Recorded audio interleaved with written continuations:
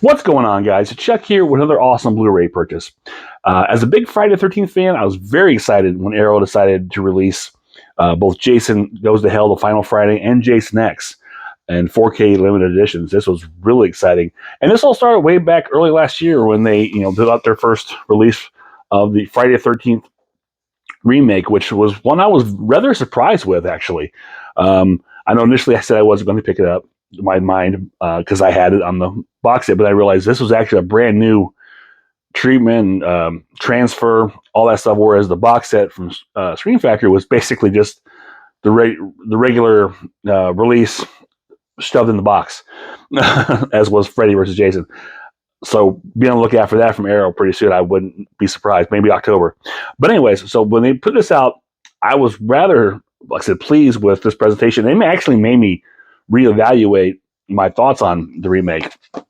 Well, they did it again with Jason Goes to Hell, the Final Friday, and Jason X. And again, it's just they've done a wonderful job with these. But today I'm going to talk strictly about Jason Goes to Hell, the Final Friday. I'm not going to go into detail of the movie because obviously, if you're here, you know what Jason Goes to Hell, the Final Friday is all about. So I will tell you a little bit of my history with Jason Goes to Hell before we dive into my thoughts on this. I just got this today. I just watched this today. Just got done watching it, actually. We'll talk about it. Like I said, this is not the first Friday the 13th I saw not the first Friday the 13th I saw on a big screen. The first one I saw in a theater, as I did see Jason Lives at the drive-in. That was my first. But this one I got to see in the theater. And it's funny how that happened because this was obviously the first film done after the purchase of the rights from Paramount to New Line. And I remember at that time when I heard that, I was very disappointed, because I love Friday the 13th.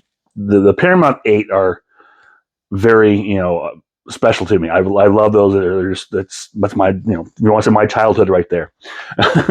So when I heard I remember reading a article somewhere that New Line had purchased the rights. I was like, oh, what does that even mean? Of course, obviously the obvious thought you think is Freddy versus Jason, but that wasn't happening anytime soon. So when this came out, it was a surprise to me, actually, because I hadn't heard I see no commercial for it, no marketing, nothing. And I just happened to catch it by accident. Me and my friend Elizabeth, I've talked about many times on here, she and I were at the mall when they had the theater in the mall. The mall here down no longer has that, but we used to have the Cinemarks. No, was it Cinemark? No, it wasn't Cinemark, because that was the dollar movies. But they were General Cinema. General Cinemas used to have be like 10 screens, but half of them were in the parking lot of the mall. The other half were in the mall. And we were going to the mall for some reason or another. This was 1993. I was like a junior in high school. I was like 17, somewhere around that time. 17 going on 18, possibly. And we just happened to see the poster. That great, let me put this down. the metal hockey mask with the serpent going through it behind the flames. The classic poster, and saying, Jason Goes to Hell, the Final Friday. I'm like, what the hell is this? When did this happen? So it was a shock. It's the first time I heard about it. And so we went to the theater and saw it. And I wasn't sure what I was going to get or was expecting. Because like I said, this is a New Line thing. I was really nervous. And let me say I was pleasantly surprised. I dug the hell out of this movie. From the get-go, I was just into it. It was a lot of fun. I mean, it was different from what I was used to, obviously. But I don't know. I had a great time with this movie. So much so that we went back over and over and over again. I probably saw it like 9 times in the theater. So I am going to openly, freely, and with no shame whatsoever tell you, I absolutely love Jason Goes to Hell, the Final Friday. I know that's not a popular opinion among a lot of people. Excuse me.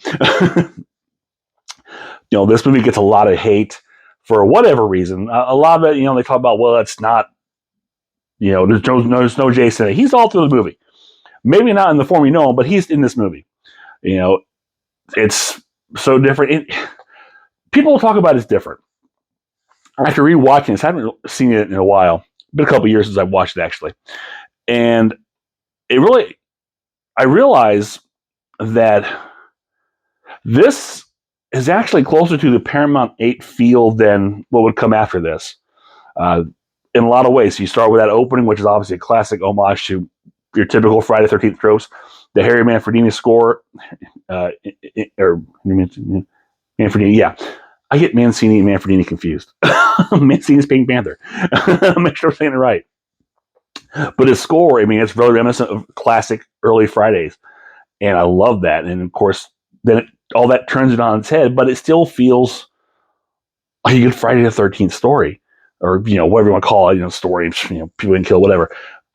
And this is actually more of a story. And I really enjoy the fact they were doing a little more with it. It wasn't just, Jason going killing kids, counselors, the end. I really appreciated that they tried to do something different with this. After, 8 previous films, you were going to a new studio, kind of get some fresh blood, as it were. And I really liked it.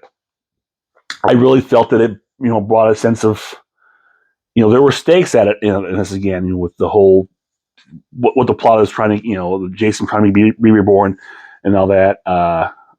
You've got really enjoyable characters. The kills are great, especially in the unrated version. So there is so much to really like about this movie. And I really hate that it, people over years have just bashed on it and talk about it's not a good film because, I'm sorry, you're wrong. It's a fun film. I enjoy it. And his director, Adam Marcus, say, you wanted Jason and the Hockey Mask, you got 8 other films, doing that thing. You can go back to those. And that's true. You can go back and do this. And I do, and I watch them, but this is still a really good film. I really enjoyed Jason Goes to Hell. I think it was fresh. It was doing something different. You've got good characters, good kills. Everything about it was just good.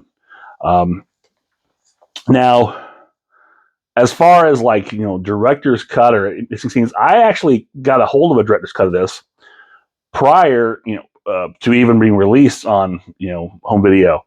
And that was because I went to comic conventions a lot. It's a little weekend, hotel comic conventions. And I buy a lot of bootleg VHS tapes time. And there was one I bought, which was a Jason Goes to Hell bootleg tape with the extended version. And what it was the film spliced in with work print version, or the work print of all the deleted scenes and extra scenes and extra gore spliced in with it. So you watch the movie proper, then you cut to film with grainy footage with a time code on it. So I saw that first time I got to see the film uncut, as it were, including not just the director's cut, but they added everything back, because if you go to the deleted scenes on, it says all those scenes were cut and spliced into the film as well. So that was interesting to watch, and I think I still have that VHS buried somewhere. I don't know. But anyway, so I really like this film. I had a lot of fun with this film, and this 4K just increases that 20-fold. This is a beautiful, beautiful looking and sounding 4K. Arrow has done it again. So let's start off, with this artwork. I like the theme that Arrow is going with, across the board with all their, the starting with the remake, the whole mask, and then of course the Jason Goes to Hell, and later on, Jason X. So this is really, I like that. It's really good artwork. Now, I will be the first to admit I'm not the biggest fan of the look of Jason in Jason Goes to Hell, but I think it's better than when we get in Freddy vs. Jason and excuse me, even Jason X. But still, that was standing. This is great artwork. I love that. You get the little bit of a little everything here, plus a little Jason demon in there. Some of the I'm assuming that's the Necronomicon in there, and then of course regular Jason. But this is great. And this, of course, is a 2-disc set. So this is the artwork I saw. The original poster art I saw at Teaser. I wish I wish I could remember what the tagline was. I'm sure it's probably somewhere. Evil's found it. Something about Evil Home. I don't know. But that looks beautiful. Against the black, that really pops. I like that a lot. So inside, we've got, Arrow ad for, the usual stuff. You've got the booklet, which I've not gone through yet. This came in today. I'm going to plan on reading this here shortly. Probably not now because it's like midnight. But I love this, like a coroner's report. My professional opinion, this guy's better than shit. I love that. It's great. And there's a lot of fun bits in this. It's not a comedy by any means. It's pretty tense, but it's got some great moments of levity. Let's see. Jason Puppet. Some really good images in here. So yeah, this is French fry Leslie Jordan. Love it. So yeah, you got a great little booklet in here. I look forward to reading, but you've also got, as is typical, if I don't drop it here, the poster of this with your original poster art and, of course, that newly commissioned art, which I don't usually do this with the posters I get with Blu-rays, but I'm going to make an exception for these three. I'm going to get frames. I'm going to frame these posters because I love the image of these for all three of these. I'm going to hang these up and stick them at fine place up here in my Friday the 13th walls to put them up here. But I just really love it, so I'm actually going to do that. Get that back in here. And then you've got first 4K, which is the theatrical cut with special features, and then the unrated cut with special features. The reverse artwork is, of course, this right here. And whoops, I put all stuff back in here. As far as special features go, let's take a look at that. Well, first let's talk about, before getting to special features, let's talk about the movie itself. Now, I will, full disclosure, I did watch this on the projection screen, which to me, sometimes I think the 4K comes out better even than the 4K TV. But, it's all about settings and your personal preference. Plus, I just really wanted to see this on the biggest screen possible. This looks really good. There's a lot of, natural colors. Everything seems, I think the previous Blu-ray was a little more, the color time might have been blown up a little more, give more brightness to it. It was more than necessary, but this didn't feel it. This felt really toned down, but in a good way. The images were crisp and smooth. They looked really good. Like I said, especially the night scenes. Night scenes looked great. They weren't too muddy, weren't too dark. They were just perfect. Especially one of the best scenes actually is the shootout in the diner. It looks so good even when it's in the dark. That images look really good. Everything about it looks so smooth, so good. When they open in the brightly lit scenes look really good. Again, the colors pop. Everything about it is great. So yeah, this looks beautiful. Like the best I've ever seen it look. I can't imagine this looking any better. It is a fantastic. I did watch the unrated version. As far as sound goes, I listened to it on the 5.1, and the 5.1 is a very strong mix. What I say about that is that the music is what really stands out. The music is blaring throughout to the point, admittedly ominous for me. It almost kind of drowned out the dialogue, not just the sound, but the actual effects too, or the music and the effects. Not bad, honestly. I had to be really careful because I was watching this at night and people are asleep because it's the first time I get a chance to watch it. But the music was just blasting, and it sounded really good, but it was blasting. So I had to kind of turn the volume down a bit. And I don't like to keep my receiver when I watch probably about 20. is where it's at, and which is a good mix. But it's 10 o'clock at night, it turned down. But even at 14, that music was as blaring. But in the dialogue, we kind of get drowned out. So I didn't get a chance to listen to it where I would fully listen to it to see if it all mixed well. But it still sounded good, and that was a 5.1. So it's a good, very good, strong 5.1 mix. I mean, the music, the effects are all going